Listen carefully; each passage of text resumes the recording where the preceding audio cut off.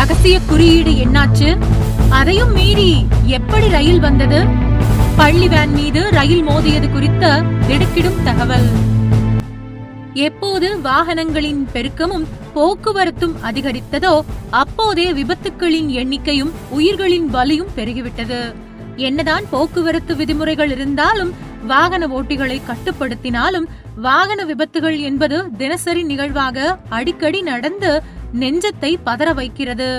சமீபத்தில் 241 பயணிகளுடன் லண்டனுக்கு கிளம்பிய விமானம் அகமதாபாத்தில் விபத்தில் சிக்கிய சம்பவம் இன்னும் பலரது மனதை விட்டு அகலவில்லை.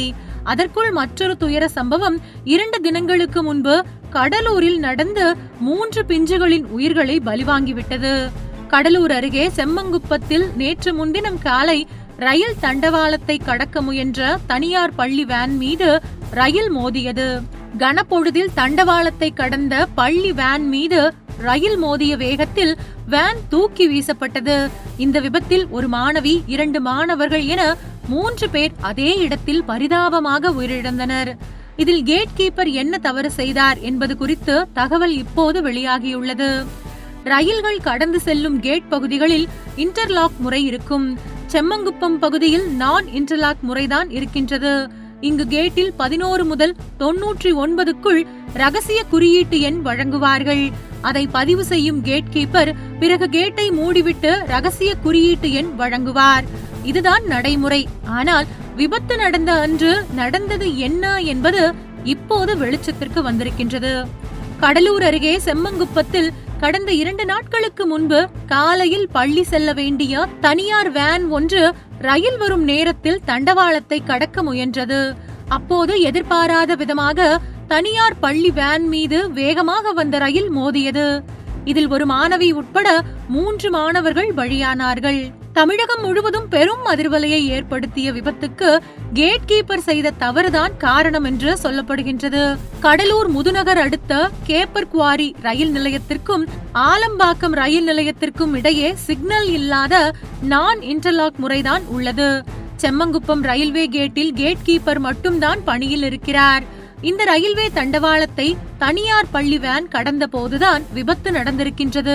நான் இன்டர்லாக் உள்ள செம்மங்குப்பம் போன்ற ரயில்வே கேட்டுகளில் சில நடைமுறைகள் உள்ளன. அதன்படி நான் இன்டர்லாக் ரயில்வே கேட் அமைந்துள்ள பகுதிகளில் கட்டுப்பாட்டில் உள்ள ரயில் நிலைய அதிகாரி 11 முதல் 99 வரை இந்த எண்களில் ஏதாவது 2 இலக்க ரகசிய குறியீட்டு எண்ணை கேட் கீப்பருக்கு வழங்குவது வழக்கம். அந்த எண்ணை கேட் கீப்பர் தனது PN பதிவேடு புத்தகத்தில் குறித்து வைத்துக் கொள்வார். அதன் பின்னர் கேட் கீப்பர் ரயில்வே கேட்டை மூடிவிட்டு மற்றொரு 2 இலக்க ரகசிய குறியீட்டு எண்ணை வழங்குவார். அதை ரயில் நிலைய அதிகாரி தனது PN புத்தகத்தில் குறித்துக் கொள்வார். இந்த நடைமுறை முடிந்ததும் ரயில்கள் கேட்டை எந்தவித பிரச்சனையுமின்றி கடந்து செல்லும். அதே நேரம் 2வது ரகசிய குறியீடு எண்ணை ரயில்வே கேட் கீப்பர் வழங்கவில்லை என்றால் ரயில் நிலைய அதிகாரி ரயில் டிரைவரிடம் தகவல் தெரிவித்து அந்த கேட்டை கடக்கும் போது மெதுவாகவும் பாதுகாப்பாகவும் செல்ல அறிவுறுத்துவது வழக்கம். ஏனெனில் கேட் கீப்பருக்கு ஏதேனும் நடந்திருந்தால் அல்லது அவர் அங்கு இல்லாத சூழல் ஏற்பட்டால் இந்த நடைமுறையை பின்பற்றுவது வழக்கம். ஆனால் பள்ளி வேன் தண்டவாளத்தை கடந்த அந்த நேரத்தில் இந்த வழக்கத்தை பின்பற்றாமல் கேட் கீப்பர் செய்த தவறுதான் இந்த விபத்திற்கு காரணம் என்று தற்போது தெரிய வந்துள்ளது. உங்கள் தின சேவல்.